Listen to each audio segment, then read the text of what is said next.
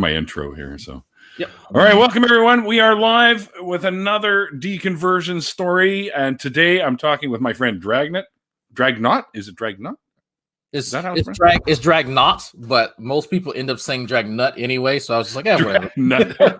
That doesn't sound suggestive at all. But anyways, you guys know what I do here. I talk to people that I actually know and others that I don't about their leaving religion behind and their previous belief systems, whatever they were, whether it was Christianity, Judaism, Hinduism, Islam, or even beliefs in Bigfoot or aliens. I mean, it doesn't really matter. I'm kind of like Truth Wanted that way, where I'll talk to people about whatever the hell they believed in and how they stopped believing in it.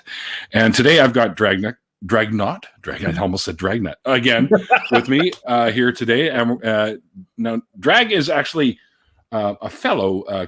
Well, you're more, I guess, of a biochem guy, whereas I'm just an environmental chemist, where I test oil and antifreeze and stuff for its contaminations and stuff like that. So, yeah. So my actual degree is in biology with a specialization in cellular, molecular, and biotechnology.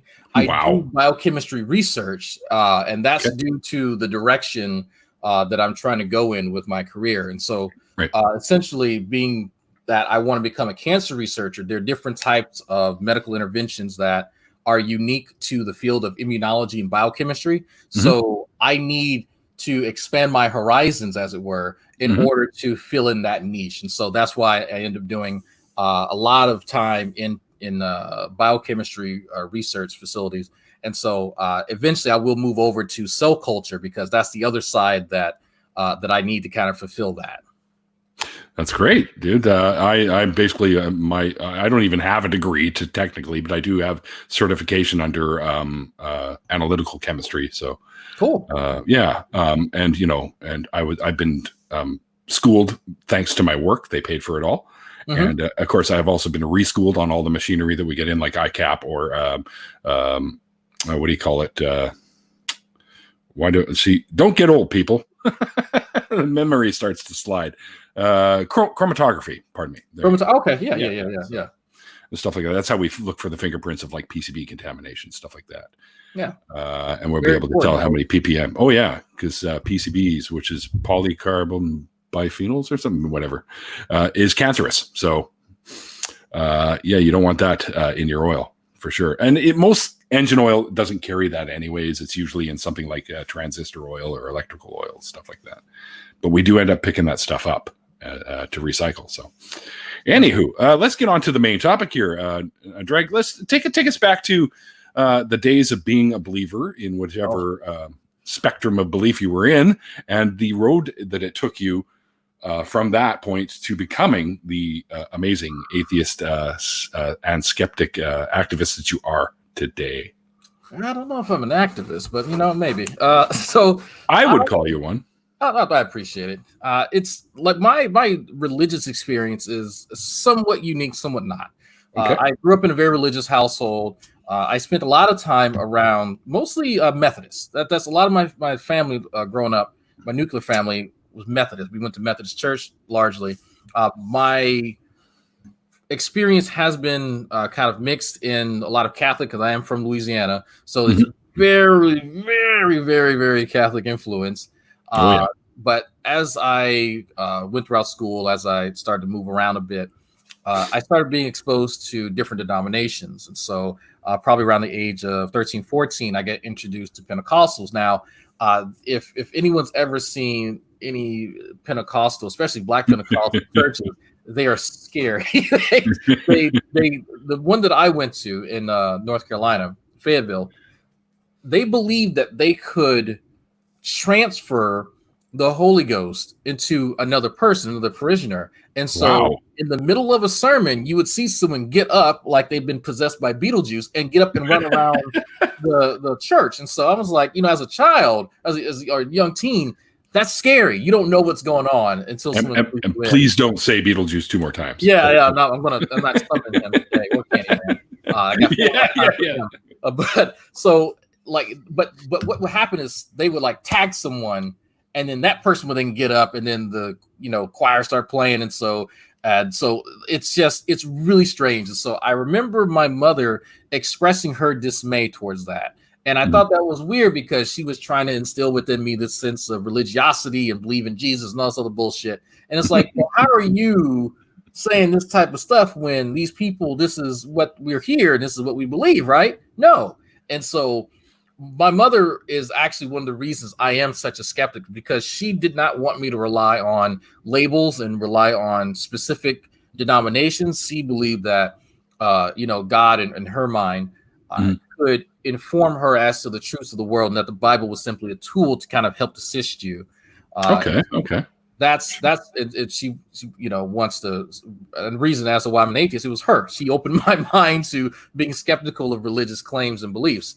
But it wasn't until certain events in my life, like Hurricane Katrina, where I really started to wonder, why are bad things happening to good people? My family paid their taxes. Right. They weren't terrible people at all. They had their flaws just like anyone else, but nothing heinous. Like I knew for some people who were, dyed in wool, religious folk and, theists of all types of stripes. And so I said, okay, there's something going on here. I don't know what, but something doesn't feel right.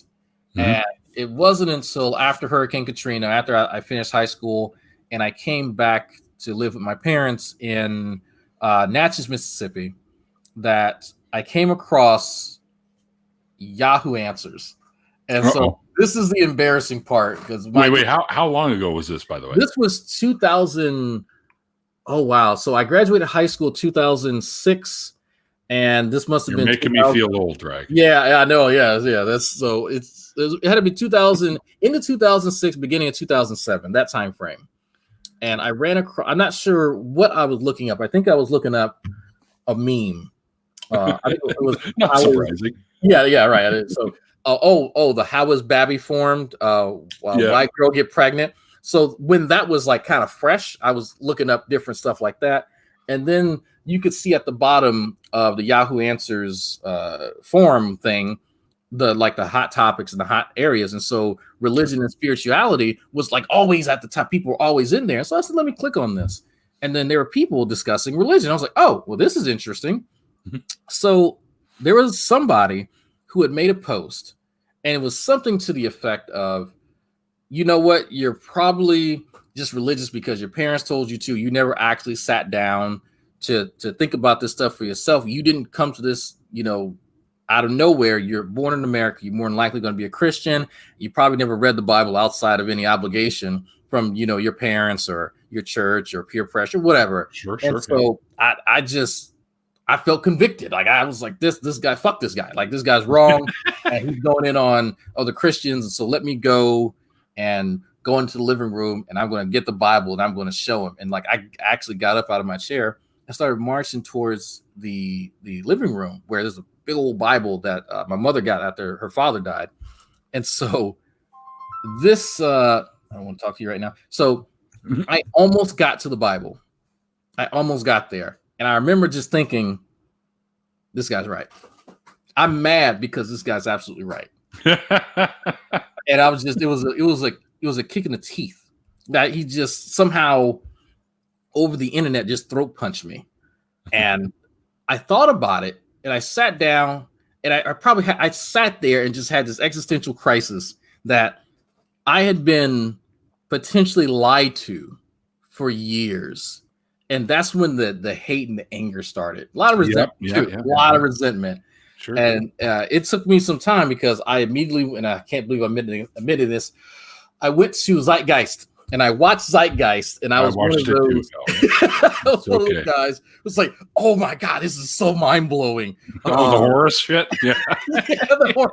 It's Jesus. How can people not see this? Yeah, it's not quite the way they put it in there, but there are some more Osiris in Jesus, I think, than Horus, really. There's similarities there, and so I didn't fact check anything. I wasn't in the mindset that maybe if I'm skeptical of Christianity, maybe I should be skeptical of what I'm being told here. No, and so I just consumed tons of amazing atheists, and from amazing atheists, I consumed, and I say consumed because I watched hours, Well, sure, it piques your interest right as soon as you get that stuff. You're like, I need more.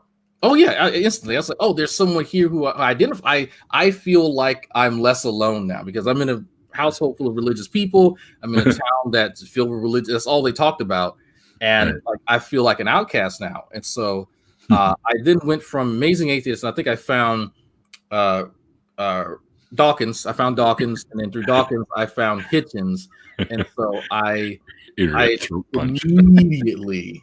I've just the hit slap series where he just those lines, and then I still to this day love that.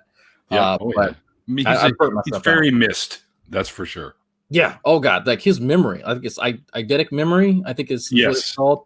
And how does he do that? Like that's I would love to capture some of that. I couldn't even remember chromatography for fuck's sakes. I wish I knew his secret.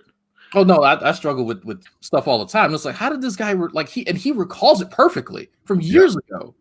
And I'm like, that motherfucker. But and so I eventually came across Atheist Experience, and so it's like, okay, there's this guy, there's this Ayn Ra, there's this Matt Dillahunty, and there's. Is that the first one you saw? So I think I'm trying to remember who. I think I saw Arn before I saw Matt. Okay. Because I want to say, I think I ran across Arn and didn't really realize who he was, but I did run across Atheist Experience and go, oh, okay, this guy Matt is the owner or whatever of Atheist Experience. And so I would watch a lot of Atheist Experience. And from there, I did find my way to the Magic Sandwich Show on YouTube and then Google Plus. And so I said, I have to at some point talk to some of these folks. And there's actually an episode on the Magic Sandwich Show many, many years ago where you see me talking to Ayn Ra for the first time. And that's how I get introduced to him and Matt and others. Because there's not too many black atheists out there, especially ones in the military. So that's kind of setting me apart. But I think there's more than you realize. There's quite a few now that but back then it wasn't really kosher. Now it's become more and more acceptable. Or just being an atheist at all. It is like my squad leader was an evangelical, and I didn't even realize it. This again, I'm still very young in my atheism. This is around 2010, 2011, and this guy has convinced me that I'm an agnostic because I can't say for certain that God doesn't exist. And I'm like, who can? Oh man, he's so right. And I'm like, going back now, I'd own his ass into the ground, but I don't know a fraction of stuff I know now. But it is it is interesting though. It is interesting to kind of see the evolution of where you are right after you come out of religion and the type of person that you end up developing into, because these skills that you defer to, like actually being skeptical, being impartial, that's something that has to be practiced. And it's not easy. No, it's not easy at all. Our biases come in all the time. Yeah, and it's hard to check that. It's really hard to check that. And I think it helps to have people in your immediate area to try and get you to kind of not necessarily keep you honest, but to make sure that, you know what, maybe you should look at this from a different point of view. Sure. Because you can't criticize atheists for just putting their head in the sand when if you're a non-believer and you do the exact same thing on other topics. Right. You end up in an echo chamber if you do shit like that. Yeah. And like, because people often talk about drag, all this stuff about yada, yada, yada, yada. It's like, not really. Like, I don't have some magical ability that no one else possesses. I work to try and surround myself with people who are going to call me on bullshit. Just because you don't hear it doesn't mean it doesn't happen. And that's right. If you actively surround yourself with people who will keep you honest and people who have integrity and people who know a little bit of something, you will come out much better. I could name, everybody knows Ozzy. I've learned tons of philosophy from Ozzy. Hog Tie Champ, Jade West, when she was alive, learned tons from her. But these are certain people that I've kind of picked from different things to kind of help me in my understanding of the world. And so now I'm just kind of to a point where I can build off of that and hopefully instill and enrich within other people some of the same knowledge and experience.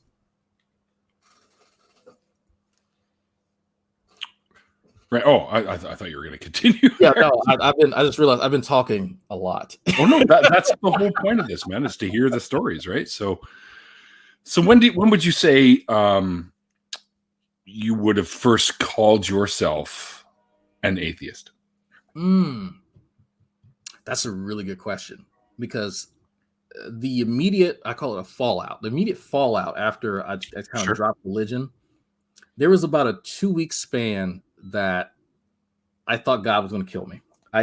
Really? The bolt of lightning was going to come down. I got you, fucker. Well, yeah, actually, yeah, that was one of the scenarios. Like, I really thought that was going to happen, and it made me so mad. Like, I would go to, because I was going to community college at the time, and I would just drive at that point in time, because at that time I had a car, and so I would drive a few miles up the street to community college, and so I would think constantly that God's gonna send some drunk just careening into my car, and so it's like magically clip your brake lines. Yeah, like something magical is gonna happen because I stopped, and I sat down one day, I think it was one night, and rationalized. I said, I don't think that this entity exists. Why would I think that it's plotting my demise? Because I no longer believe in it.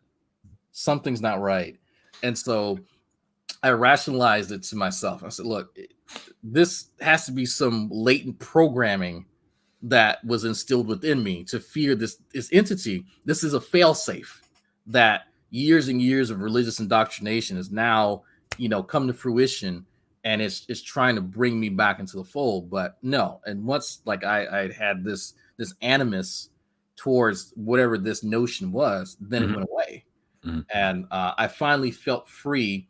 To some degree, there was still a lot of anger, a lot of resentment towards my parents, which I now see as an adult that was quite unjust, that they had tools at their disposal, as religion being one of them, as a vehicle to instill morals and values. And so it wasn't what I had concocted in my head, which was they were simply trying to handicap me, because I in my mind, if I replaced the religious teachings with a focus on mathematics and science, I'd be in a better position in life, which that's demonstrable. If you, I won't argue that. Yeah, like that's an inarguable point. And so in my mind, rather than my parents taking it up upon themselves to learn what they really didn't know to begin with, and instilling that within me and my brothers, they were somehow handicapping me and them, and it was ridiculous. It was absolutely ridiculous of me to think that. And I had to grow out of that. And that took some time. Sure. I mean, if you think about it, when we're indoctrinated, it's not that people are literally lying to you, because they believe what they're telling you. Right. So, but almost, I would say a good 96% of the people that I've interviewed, all of them at least have had that angry stage where they felt that they were misled or being lied to. And of course, all of them also say the same thing, that later on they realize that that's not necessarily the case, because you're being told and taught this stuff by people who care about you, and they don't actually think that they're lying to you. So you can just absorb that in and kind of, I don't say you have to forgive anyone, but at least understand that that's their position. Yeah. And it's about intention. I don't think that they had the intention on deceiving me at any point in time. And so if they did, then we'd have an issue. Exactly. Yeah. My mother still says she prays for me. She knows that I've been on the Atheist Experience. She's actually been here to watch my son while I go to the Atheist Experience. She's really accepting. She's actually been on one of my drag reviews. Cool. Yeah, so it's so she's very, very accepting, and more accepting all the time. It doesn't, because I think Matt and I actually spoke about his parents, because oh my goodness, like I can't imagine, like the pain. Like, he's gotten over it now. He's cauterized that one quite well. Yes, he has. But, I'm going to talk to him about it too when I have him on as well. So oh no, definitely, because it is like it hurts, right? These are the people who made you, essentially, and it's they're just, what they believe is more important than their own flesh and blood, and that always blows me away. I can't fathom that. But it's in the Bible, so they're literally told to do that. You got to hate your family and love me if that's the case, right? It is. In a nutshell, that's what it's sick. Like it's absolutely sick. And I know not all Christians believe that. Of course. I'm glad. Like I try to, like when I talk to certain Christians, I try to see what are their hardline topics, and that's a kind of as an easy roadmap to kind of whether they're fundy crazies or they're reasonable people. Right. Kind of get them talking about certain things, and then just let them go. Just let them go, and you'll eventually find out kind of where they draw those lines. Because a few of my family members do actually. I think a few of my uncles, a few of my aunts, they will not talk to me because I don't believe the stupid shit that they believe in. And it's quite sad, but that comes at a price. They also have certain, let's say, inadequacies in certain other areas that just so happen to be areas where I have a lot of knowledge in. And so when they start promoting bullshit, and hypothetically speaking, family Facebook that are private, and then I make a huge post correcting them, they don't have very much to say, hypothetically speaking. Just I popped that up there from the Messenger Reveals, John there. He says it's the power of religion. I hate to break it to people that are believers, but that's an illusion of power, because religion ultimately doesn't really have any power. Yeah. So I mean, it's a tool. I look at it's a tool. You know, that's I think that's the most objective way that I can kind of come to terms with how religion is used, because you can use a hammer to build a house, or you could use it to murder your wife. I mean, it's either one or the other. Of course, there are many things in between, but largely that's the distinction that I like to draw there. And the latter is probably more likely in the Old Testament. Yeah. Use the hammer to kill the wife or something because she looked at another man or something. Oh yeah, to get some stones. You know, we'll find out what the truth is. Don't worry, we have ways. But no, I stay away from the Bible. Honestly, I stay away from discussing it, and you'll notice that if you see me talk to someone, I just kind of accept what they say about the Bible, because there's different hermeneutics. More than likely, the person I talk to has no idea what hermeneutics is. But look it up, people. Just start whipping out stuff. But it is interesting, because when I talk to my favorite type of Christian, which are the young earth creationists. Oh yeah, they're fun. Specifically, the biblical literalists. They are really fun to talk to. Oh yeah, because they rationalize everything, even stuff that is meant to be taken figuratively. They'll say, you know what? Nope, that's absolutely literal. And then I ask them kind of a fun question about Genesis, specifically the creation of the first man. And this is a funny question. If you ever encounter a young earth creationist that's a biblical literalist who thinks that Adam was literally made out of the afar, the dust of the earth, ask them, where did the carbon come from? yeah, right. Stars, FYI. So, but they have to. If they're biblical literalists and they're younger creationists, they don't believe in all that jazz. So, so 90% of the Earth's, and you probably know this already, Neil. 90% of the Earth's surface is silicon dioxide. So, it's not carbon. In order for carbon to actually end up in the Earth, you need a carbon cycle, which is death. You need things to die. This is before fall, so there wouldn't be carbon. So how was Adam made out of silicone bonds instead of carbon? Then he'd be a silicone-based life form, and you would have to see one. Yeah, so and that's you will see them tie themselves in knots trying to figure that one out. And it is hilarious. There's an easy way out of it. You invoke God magic, but it is hilarious to watch because it actually demonstrates how these guys will end up having to resort to ad hoc reasoning, because they already have their conclusion, but they don't have the evidence that would lead them to said conclusion. Like this one. Well, we don't know what the dirt was like pre-flood.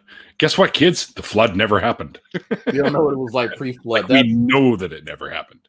That's really interesting to say. That is interesting. That is interesting. That is the type of answer you're going to get from a young Earth creationist. I've heard something like that before. I've heard something. Well, we don't know what it's like before. I said, well, if there's a shift in the composition of the Earth's crust, would that be something that we could detect using today's technology? Now, the answer is yes. We can do Earth core samples and determine whether things were in a state of flux. That's how we know if subduction, and I forgot the other one, occur, where the plates slide up and down. Subduction and induction. Induction, thank you. Yeah, so that we can tell if that's happened. And so I usually end up opening that door to say, do we have the technology to detect something like that? Yes. Okay, then we can kind of determine what those layers are and how old they are then, presumably. And so most of them don't contest that. And so then we go back to our original statement about, well, if you say we don't know how the composition back during then, it seems as though we can determine that. So again, how do we tackle that? Because all it is an attempt to obfuscate from the question, which the question is obviously not really in their favor. But since they've put themselves in that position, now they have to actually account for it. Now they can't just throw out these platitudes and these canned responses, because this is someone who disagrees with them. Because any other younger creation is going to go, they're just magic Jesus God. Yeah. So. Yeah, magic Jesus God. Yeah. Right. Yeah. Actually, I use a line very similar to that in one of the songs I wrote called "Let It Go," and it's not the fucking one from Frozen, so stop it. It's about letting go of beliefs like that. So, and I use that no gods or magic deities, right? Like that are real and stuff like that. There's a couple of lines like that. So I found that kind of funny. But it's true. Like it's like, I've tried to alter the way that I interact with people when I'm not just lambasting them. If I'm actually sitting down having, because you know exactly what I'm talking about. But absolutely, I do. If I sit back like this, you go drag. That's me doing that shit. That's fun. Like I do that for fun. But when I actually want to talk to people and discover what they want to express to me as what they feel to be the truth. There are certain questions that I've kind of gathered over the years, some of them from different people, some of them just I've randomly thought about in the middle of a conversation. Mm-hmm. And one very simple question that I found to be really effective, surprisingly effective, is what would disabuse you of this belief? And it's such a simple question. I never even thought to put it that way. That's great, dude. And so that's if the episode that I was on, the Atheist Experience, I actually asked to do that. And it's like he struggled with it. He really struggled with it. And it's like, it's a simple question, but it's hard for you to kind of think about it in the moment, especially if you don't see it coming. If it's something you've held on to for quite some time, such as, well, Dragnauct, what would disabuse you from the belief that, your name is actually Alfred? I've been called that for all my life. Well, what would if you had an original birth certificate from Slidell, Louisiana, from St. Tammany Hospital, that had everything else the same but a different name on it, that would actually begin the process to disabuse me of that, not being my first name. I could establish a scenario that would at least start the process. We can't, turn beliefs off like that, but something that, definitely acted in that favor. But you'll find that a lot of people that have these strong beliefs that they claim are true, nothing would disabuse them of it. And that's when we start to cross that line where people confuse certitude with veracity, right? Mm-hmm. So the claim being true or false versus how strongly they feel about the claim. And that is something that you'll catch. Type stuff too, right? So, like, how convinced are you of it? Like on a scale of 1 to 10, how certain are you of that belief being true? Right? They use that quite a bit. Yeah. Oh yeah. I watched a lot of SC. Me too. That is an interesting usage of the Socratic method. That's really what it comes down to.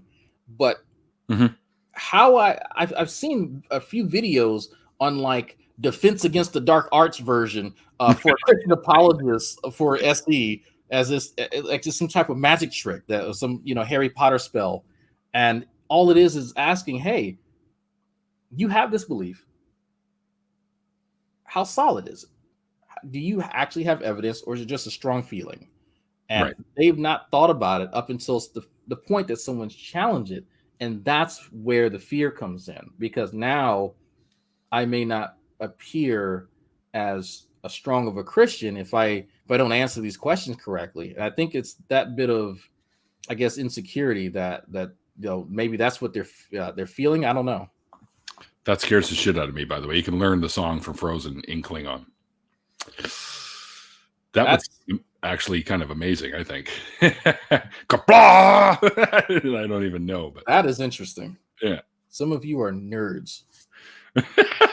I'm one of them. I literally have the Klingon English dictionary right down there. Oh man, so no, I'm a Star Wars guy. I'm definitely a Star Wars guy. Oh, see, I like them both. I'm not one of those guys that has to choose one or the other. Don't make me put on my Star Trek uniform, Drag. Don't do it. I've even got the commander pips on it and everything.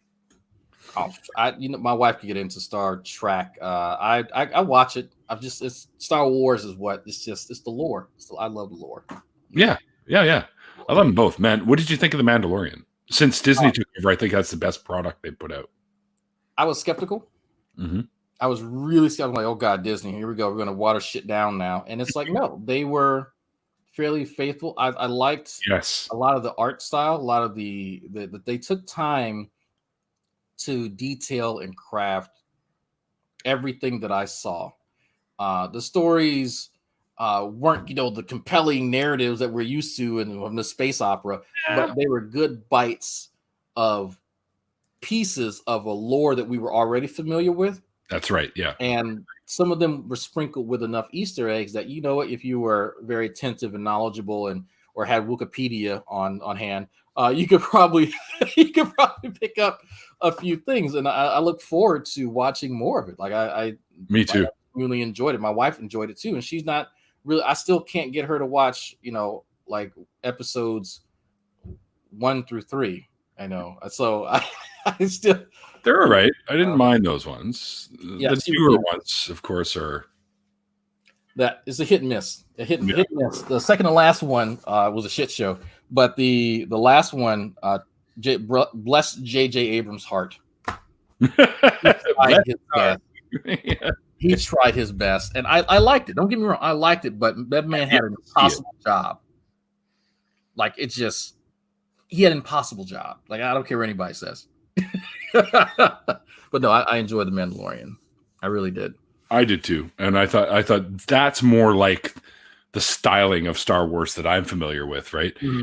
And you know what? And I'm going to be honest, man. I liked Rogue One. Oh man, that's a tough sell. I liked it. I liked that they included veterans in some of the last scenes of it. Yeah. My wife did not like it because she could not connect with the main character. I was like, oh. I like it because now you get to sort of see what they're referencing in the original trilogy. Yeah. Right? I thought that was kind of cool. When they were going through the database and they were searching through the files and you hear the names of the files and stuff like that. And I was like, oh shit. I was like, why does this sound familiar? I was like, oh, now of course I watched the video, the Easter eggs. And I was like, oh, that's so now people are like, oh, what is he talking about? You gotta go watch it now. But man, like we all knew that everyone was dying. I see Big Zebra. No, we all knew everybody was. You knew exactly where that one was ending. Of course, yeah, we already knew ahead of time. We just didn't know the full story of it. Yeah, no, it tied together. Many died retrieving this information. That's what we do. And they got owned, but they went out in a blaze of glory.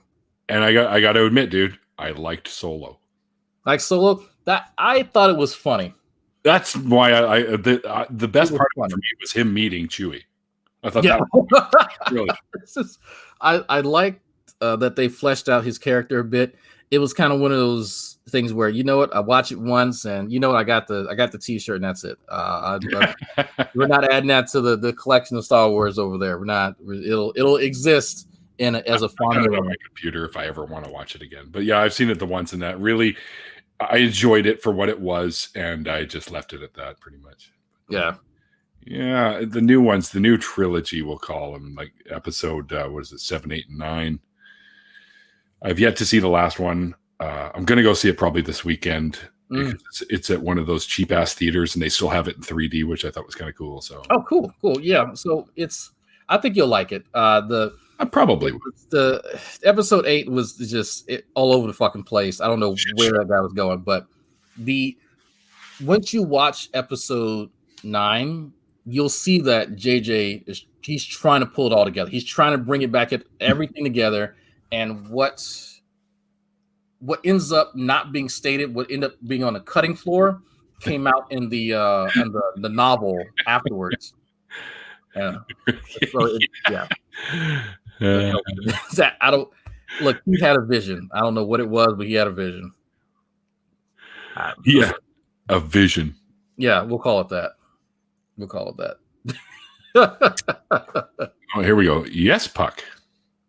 Cool name, by the way. One of my favorite characters from the Shakespearean stuff. You did hear that correctly. Deconversion stories. And if you're interested, there is an email attached in the description below. Oh, and by the way, guys, if you've not known anything about drag until today and watching my show, I definitely recommend following his YouTube channel, which I have linked below. I also have his Twitter, Facebook, Patreon, because if you do I'm at my max for people that I can support on Patreon. So yeah. Oh no, I just have boring biochemistry stuff on Patreon. That's if you're actually interested in that, that's what I do. And then there's something extra now on there. If you're subscribed, so I think like the top 2 tiers, I forget how much they are, but that helps fund me going to Atheist Experience. And so I've already talked to Matt. So me and Matt are going to sit down and talk about topics that y'all want us to talk about. So if y'all want me to bore Matt biochemistry, I'll do that. So because his eyes glaze over, and it's funny shit to watch because I started explaining, because he had asked me off air about my research, and he just like, let's go for beer, or he like. He wanted me to try. I guess it was his favorite, somebody brought it for him, and it turned out that he really, really liked it. This specific kind of tequila, and tequila fucks me up, so I'm not a big tequila fan. So I kind of turned him down, and I feel bad. I should have at least tried it, because I think taking a shot of one shot is not going to fuck me up. So when I go back down there next year, and I hope he's not watching because I don't want to spoil this, but I'm bringing him a bottle. There we go. I'm going to try it. I'm going to apologize for saying no, because he's a very gracious host. When I was he is very gracious, and I made fun of all those cowboy boots he has in the hallway. Yeah, I think someone else did that too when I was down there. I was like, wait a minute, what the fuck is up with this? Like, he was showing me the paint. I was like, oh man, some beautiful paintings. We were talking about the history of the artists and stuff like that. And I'm like, oh cool. He said, oh yeah, I got another one from this guy in the hallway. And I was like, how many pairs of fucking cowboy boots do you have? And so we had a whole conversation about that. So every time I talk to him, it's like, yeah, you get any more cowboy boots lately? Got enough, man? Might need another pair. Maybe I should bring him another pair of cowboy boots. Albertan cowboy boots. Because we have our own version of Texas. It's called Alberta. Okay. Yeah. I mean, I've not worn cowboy boots ever since I was a very, very, very little boy. Yeah, so maybe one of these days I'll get back into them. But I will say, as I get to cowboy boots. Okay, those are biker boots, aren't they? These are fries, yeah. Okay. Yeah, so I guess I'll announce here. It's a secret. It's not kind of sort of a secret. Matt sent me a text the other day, and so he's going to be doing his after shows on AXP on the ACA Discord, and he wants me to be there with him to kind of help field questions that people have about science. So very cool. We're going to start doing that. So whenever he sends me a text, I told him just let me know. Yeah, I'll be around for that. So it's very cool. Yeah, Matt and Drew and I actually Christina Rad videotaped it, and I think she threw it up on her Twitter or her YouTube or something with me and Drew and Matt singing one of Drew's songs. Oh, nice! Sitting at Matt's place, which is kind of a kick for me, being a vocalist. Anyways, so yeah. Oh, hang on. Maybe you need 1,000 pairs of boots if you plan to be reincarnated as a really big millipede. You know, Why not? Bad. That's not a bad thing to consider. But I don't believe in reincarnation. So, I mean, there's never been a demonstrated case. So why the hell would I believe that crap? But how, after coming out as an atheist, how did your family handle it? And what's your?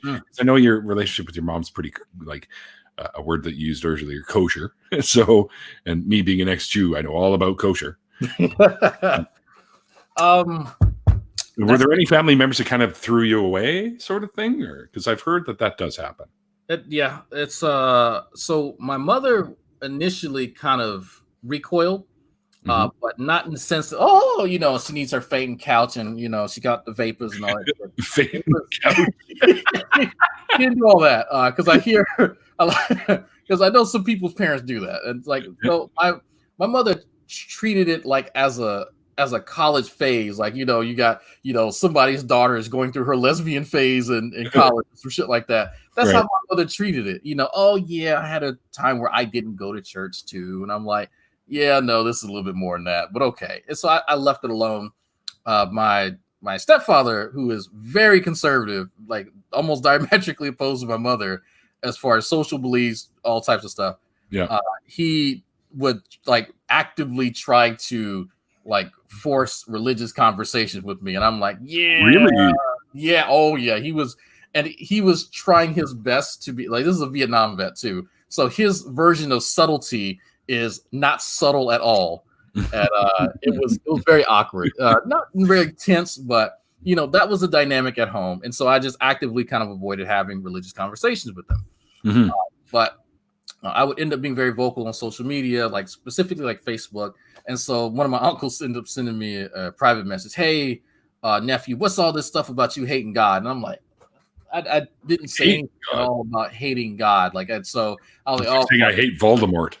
Yeah, like I'm hating Santa Claus. Like, no. So I typed out a very nice paragraph to him saying, no, I'm a non-believer. I see all you guys, all my cousins, speaking about, very favorably toward the Christian God. I don't think the character of the Christian God is very favorable at all. So I am offering my opinion on the matter, but no, I don't hate something I don't believe in. And it was very nice. In the old days. Yeah, it's like it wasn't anything hostile at all. And I don't think he read a goddamn word. So yeah, it's nephew, I love you. If you ever need me, you got my number, which I didn't have, but I'm gonna have to remove you from Facebook. So I was like, oh, okay, wow. All right. Okay. So do what you gotta do. Yeah, okay. So that's kind of how I'm treated. My cousins who will post religious stuff every fucking week, they still have me on Facebook, so they know. But the way that it's like, we really don't discuss religious topics, and so they'll say religious stuff and I'll say, I guess, anti-religious stuff, and then we don't typically appear on each other's timelines in that manner, and so that's kind of the agreement, the unspoken agreement. It did kind of hit a head where I was trying to reach out to one of my very passive aggressive cousins, and this was years ago, I was still in the military. I was having a discussion, I think, with G-Man, and it was a very cordial discussion. I'm sorry. Yeah, oh no, I've mastered that now. It took me a few years, but I've mastered it. I've actually noticed that over a while. but it was actually pretty good, like even for me. And so I linked it because my cousins were talking about religious shit, and I was like, well, hey, so and so, you might be interested in this, because he and I did actually have some words about religious belief and that kind of thing. So, hey, this is me actually having a cordial conversation. Oh, you're up to your antics again. And it just kind of blew me off. And I was like, okay, fuck you. No, this was like, you fucking ignorant ass. Like, what? Like, no, I actually took the time to have a cordial conversation. We had an agreement on certain things. We found the middle ground, and they just completely like blew me off. And so I got my feelings a little bit, and I went after him. And a lot of things were said, some things that I will not repeat live. So some of them I'll never be monitored. Oh, there was a comment. Yeah, no, there was a comment made about if your God was so powerful, something wouldn't have happened in your life, and so Yeah, it ended up getting really personal. And I ended up getting a few private messages, and someone threatened to call my mom. And I'm like, what is she gonna do with my ass? Like, I'm what are you telling your mom. Yeah, like somebody, like really? Come on now. Like my mother's watching this on Facebook, by the way. I didn't know at the time, but she was watching it. She was like, no, it's your cousins, they're just obstinate, and and so I was like, whatever. So we haven't really spoken in a while, but the family that I have here in Texas, they are religious largely, but we do respect differences in beliefs.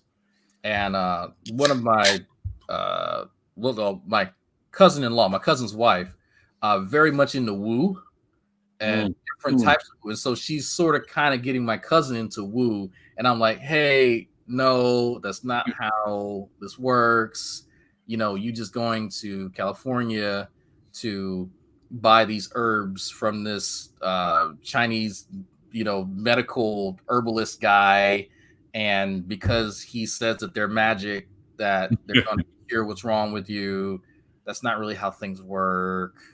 So the issue, you're all 240 plus different types of fucking cancer or something. Yeah, like it was weird because he told me how much he was paying for it, which I'm like, that's a car note. But then, no, it was literally a car note. It was like, wow, he's still paying for it. And I was like, that's your money, man. But the doctor prescribed that they boil these herbs. He has no idea what they are, and a vegan diet.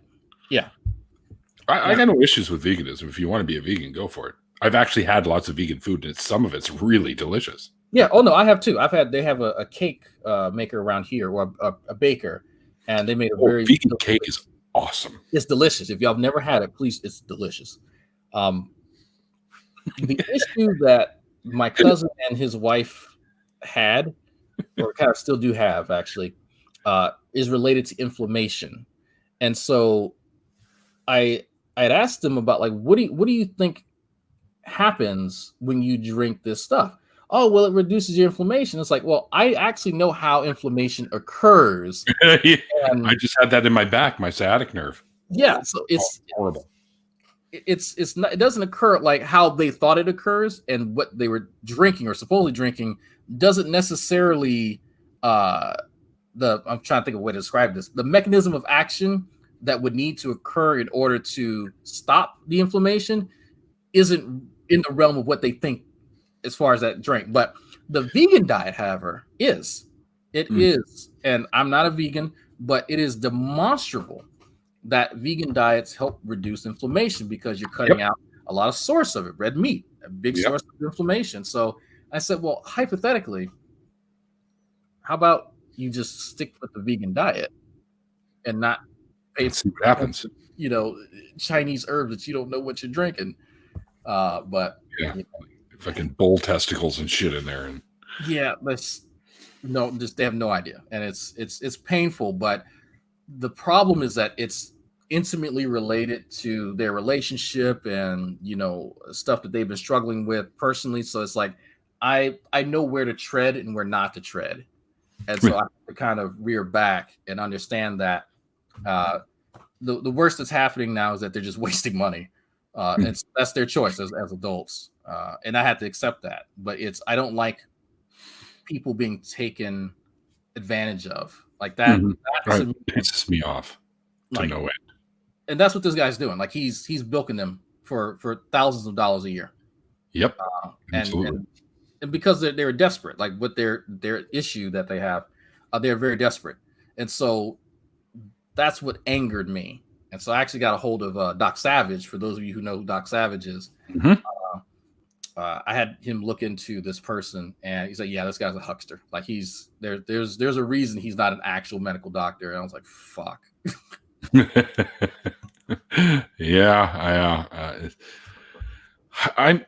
I'll be honest with you, man. I'm surprised that the medical community doesn't come forward to try and quash this shit. Just try and knock it out of existence. Well, there's little that they can do. If you don't label yourself a doctor, you can actually skirt a lot of issues. The cease and desist that Kent Hovind got for selling B-17 was only because of how he was marketing it. So if you market it differently, and there's different type of regulations as to how you can market it, but that's essentially, and this is a ham-fisted explanation. If you market a substance as like a panacea, like a cure-all, that can get you in trouble. If you market it as, well, this is simply a supplement, this is something that you can consume, it will benefit you. Well, by virtue of the fact that you can metabolize it to some degree, it's a supplement. And that's how some of these guys end up skirting the regulation. But there's nothing the doctor can do, because in a lot of cases, people who turn to these folks, they already think that every doctor is a part of this medical industry conspiracy just to bilk them for, hundreds of thousands of dollars. Meanwhile, they're actually getting bilked for hundreds of thousands of dollars from someone else. Yeah, that's right. I think this is a good question, and I actually have an answer for this. Does consciousness arise in the brain? Where else would it be? In your ass? Consciousness does derive from the brain, or arises in the brain. It's an emergent property of evolution, basically.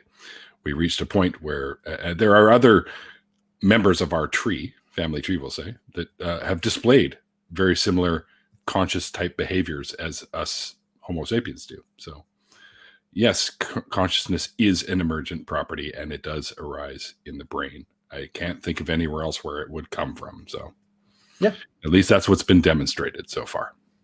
So that's a good question, though. It is. I'm guessing this person is a substance dualist, if I had to guess. Could be. I don't know. This is the first time they've been in any of my my show chats, so I'm not entirely sure. I always have a question for people who presume that there is some other, I guess, external source. I've not really observed consciousness without a substrate, which would be the brain, the physical tissues. Exactly, right. The people who are suggesting that consciousness exists outside of the brain, are you able to demonstrate that there is a substrate-less consciousness that exists? If so, then that would add weight to your argument. But I've not ever seen or experienced that ever. Well, I always ask, like, okay, if consciousness can exist after you pass, and your spirit or soul or whatever, what's containing it? Because if it is a form of energy, like people claim, then energy needs to be contained. Otherwise, it just dissipates out there. It's like, what happens to the flame when you blow out a candle? Right? Where does that go? Well, it changes to smoke and dissipates. Yeah. No, the account it's a soccer account. Oh, is it? Yeah, it's a soccer account. I just looked at it. Oh. Yeah. There's actually somebody that does pop in from time to time whose name is Soccer Count. Yeah. Oh no, that's my buddy Soccer. Yeah. No, that's a fucking brilliant name. You have to, if you ever have him on here, ask him how he chose his name, and ask him what his first name was.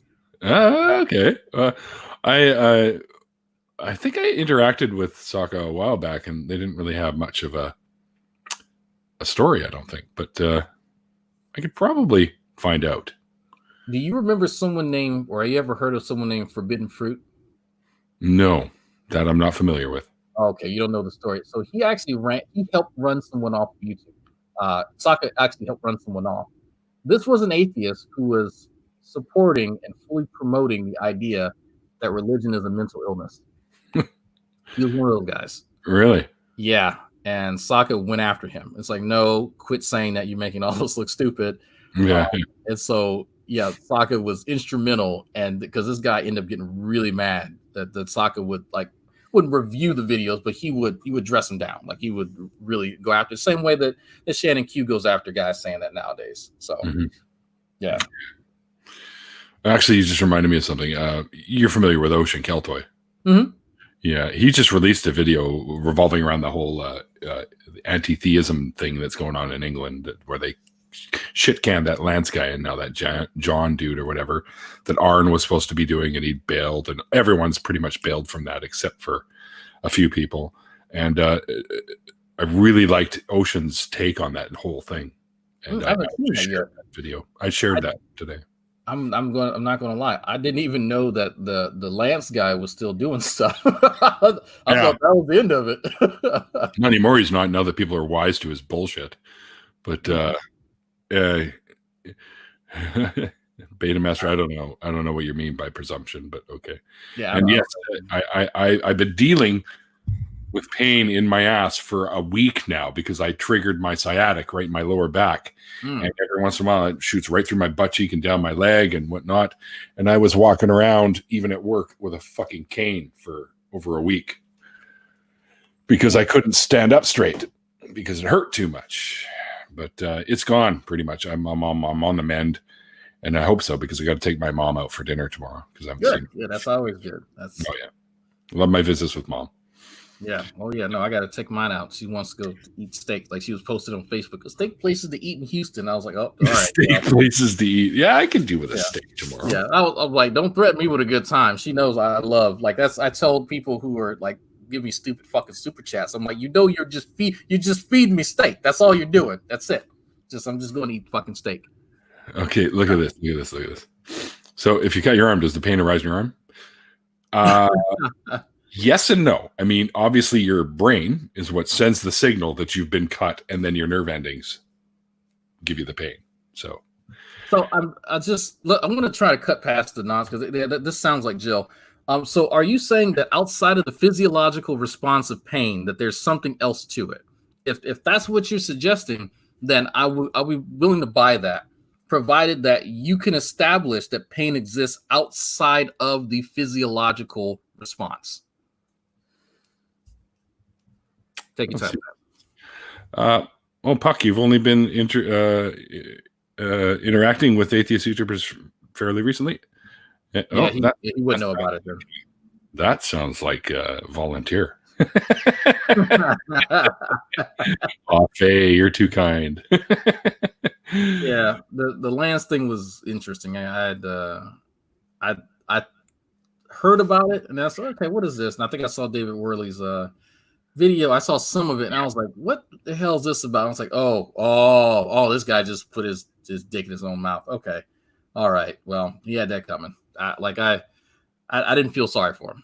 I didn't feel sorry for him because there was a point in the video, at least in my recollection, that David tries to like slow down the conversation and then let the watershed moment happen. Mm. And then he just says, fuck it. No, and just go full bore. That was, I want to say, the feeling that I got after watching David's video. It might have been another video. And after that, I was like, okay, I don't know who this dude is, but he's fucked. Whatever. I wrote him off after that. We got way too much issues with conventions. Like this, conventions have gotten notorious now for sexual assault. Like that's not, even if you people are blowing stuff out of proportion, yada yada yada. Fine, if that's what you believe, but the perception itself is not good. And for you to try and be a promoter and to like push stuff under the rug, that then gives people the impression that you allow that sort of thing, even if it's not true. Like it was a terrible decision by this guy that he was going to respond that way. But you know what? I don't feel sorry for him. Nope, me either. Like fuck him. That's what I say.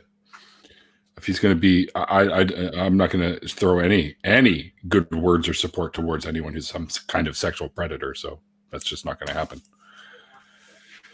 And this Lance guy sure comes across.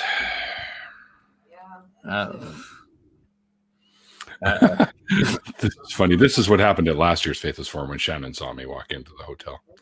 She ran up and gave me a big hug, and of course she was carrying this gigantic glass of wine, and most of it ended up down the back of my leather jacket. So I got to smell like a wino for a fucking week. I'm so shocked that Shannon had wine in a taxi one with it. You're right. Terribly surprised by that revelation. Yeah, exactly. Oh, anyways. All right. Well, Dragman, why don't we pick the rest of this conversation up in an after party? Sure. We'll do that. I'll shut this one down and send you a new link for that because I've already got it set up. Okay. And if there's any of you that would like to join us, send me a message either through Twitter or Facebook. If you're if you follow me or are friends with me either way. And yeah, we'll get into some more conversation about this, because I think there's some stuff that we can talk. There's lots of stuff we can talk about, really. But yeah, dude, thanks so much for doing this with me today. This is awesome. It was such a good time hanging out with you. Yeah, not a problem, man. It was my pleasure. It was fun. Yeah, for sure. And I hope you guys enjoyed the show. Thank you very much for the support and watching. If you do like what I do, you can help support the show. There are multiple methods down below, and I highly suggest you check out the other links there for Dragnauct's channel and his Twitter and stuff like that. And if you can help support him too, that'd be awesome. And until next time, guys, like I always say at the end of these fascinating interviews, as I like to say, like the late, great Christopher Hitchens once said, it's called faith because it's not knowledge. And we'll see you guys next time. See ya.